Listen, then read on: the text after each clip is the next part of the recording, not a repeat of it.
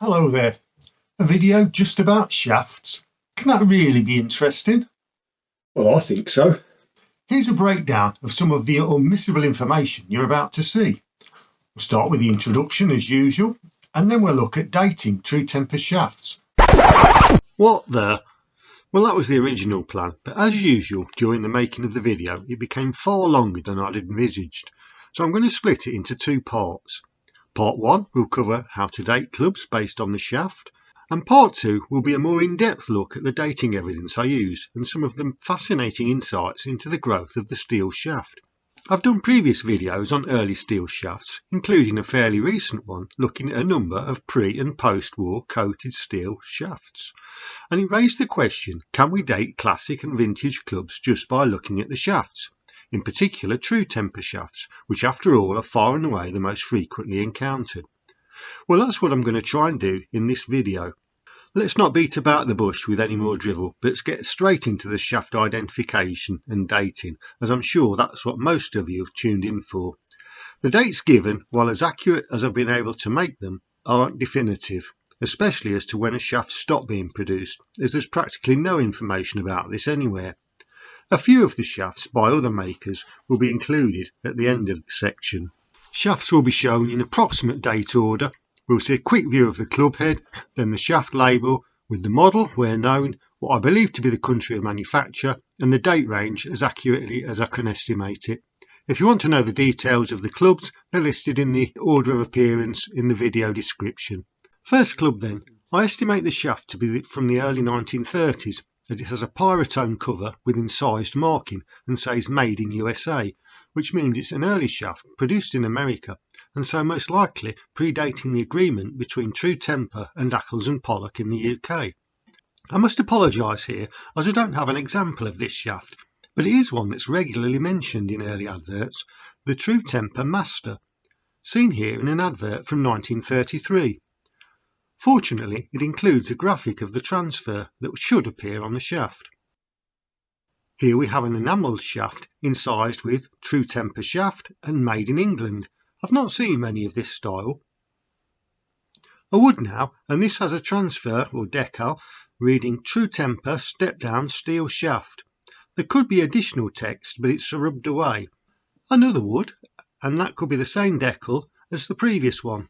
This one a little clearer, and also saying made in England and with the patent and registration numbers. Apologies for the badly rubbed transfer on this example, but I'm pretty sure it's the 333, which was designed specifically for irons and seems quite closely related to the Master seen earlier. We can see the similarities in the decal when we look at the close-up of an advert from 1939. The 333 model again, this time an incised label and much easier to read. It also shows the flex M, which stood for medium. And another example which is even clearer.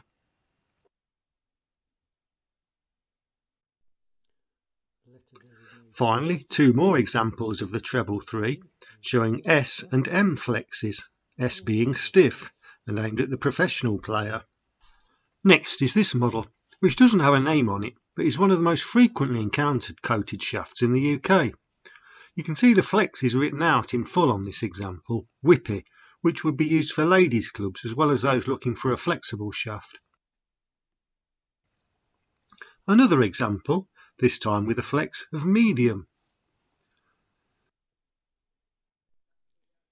Moving on now to the shaft band that we're all more familiar with, and this is the Dynamic, available in America from 1941, but I'm not sure when it became available in the UK, maybe 1946 or even later. Watch part 2 where I'll try and explain my reasoning behind this. This Dynamic is a UK made one and has a red edging. I've seen this colouring described as being used to signify the flex on earlier Dynamics, black for stiff, red for regular and yellow for ladies. These colours then became S, T and L, and finally S, R and L, stiff, regular and ladies. Another Dynamic, this one has no letter coding, so I assume is black for stiff.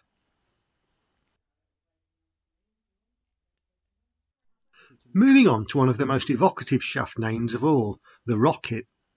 For some reason, they rarely have a stiffness given, unless it's only put on stiff or ladies' flexes. Speaking of which, this example has an L for ladies' flex.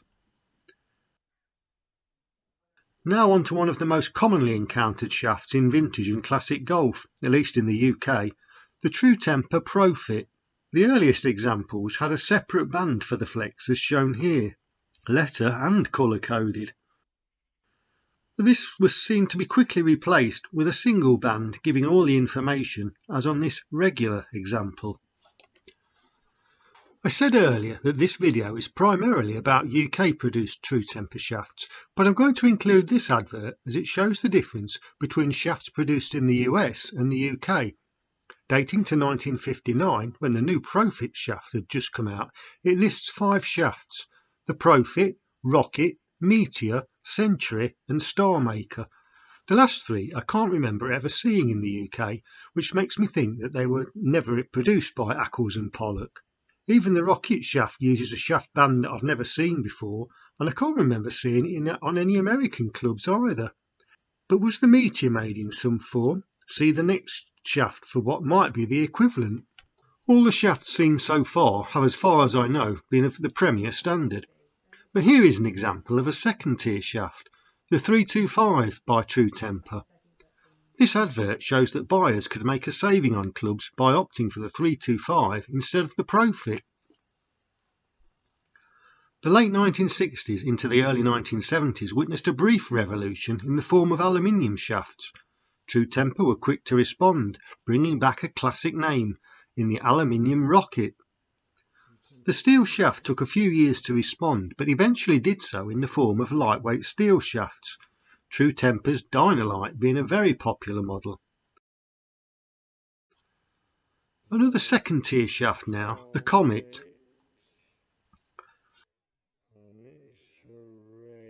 I think there might have been a similarly named Meteor shaft around this time, as I've seen an advert for Cliff & Co from the mid-1970s saying that their clubs used Meteor shafts.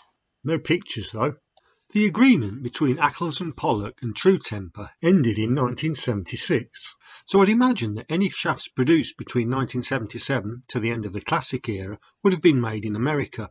Accles and Pollock continued producing shafts under their own Apollo brand name. The 1970s saw the reintroduction of the Dynamic name and a shaft band that is still familiar to us. And now one of the most famous and enduring shafts, the Dynamic Gold, still going strong. This brings us into the 1980s and the close of what I consider the classic club era, but if you can bear it, there are still more shafts to see. Accles and Pollock produced shafts for many club manufacturers who used their own shaft bands, sometimes incorporating the True Temper name, as on these next 2 examples by Slazenger and John Letters. And here's another shaft that was designed for Slazenger, the Kinetic, described as being as light as graphite and as strong as steel. Was it a Dynalite variant? Before we leave Accles and Pollock, here are a couple of examples of their own branded stepless shafts. On this one, a barely legible transfer printed label with a medium flex.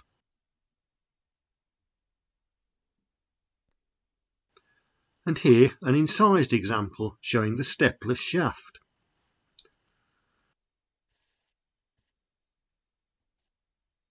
Another American shaft producer that was used by several UK club manufacturers was Croydon.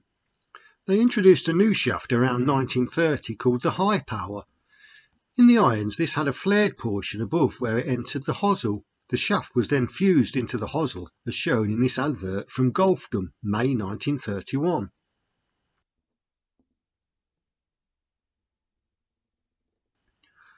Here is that shaft on an iron sold by the St Andrew Golf Company. The shaft is enamelled, but we can see the flare before the hosel and the black sealing ring.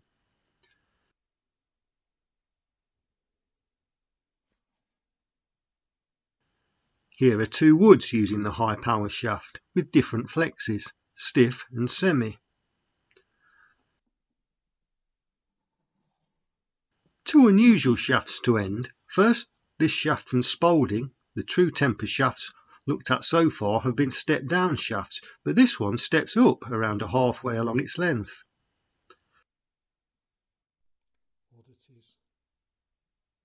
And finally, this unusual shaft with crimping along the lower third. There's a patent number, but I've not been able to find any details for it so far. But hold on there. During a break while making this video, I had another quick search and found this, a filing by H.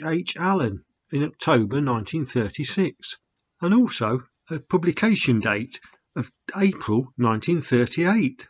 So mystery solved. That brings us to the end of part 1.